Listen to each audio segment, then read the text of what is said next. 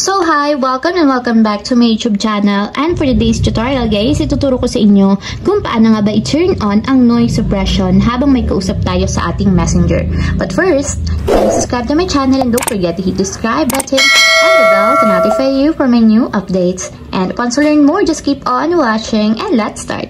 So ayan guys, for today's video, i-open lang natin ang ating messenger account or yung ating messenger app.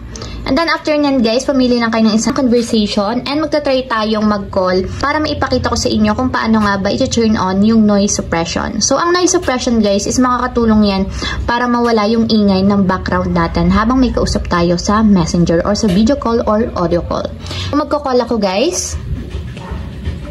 And habang nandito yan or habang nagre-ring, itap nyo yung 3 horizontal dots na nandito sa upper right corner katulad nito.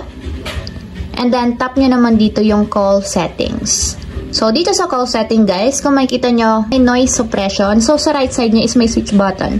So, ang gagawin nyo lang is itap nyo yung switch button para ma-turn on. So, maging kulay blue siya. So, once na naging kulay blue na, ibig sabihin, naka-turn on na or naka-enable na yung noise suppression and mababawasan na or malalasan yung noise background natin habang may kausap tayo sa messenger call.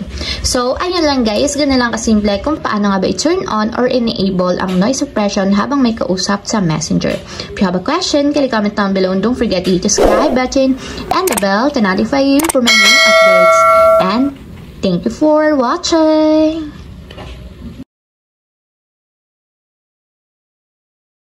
Living life every day, late at night, not okay.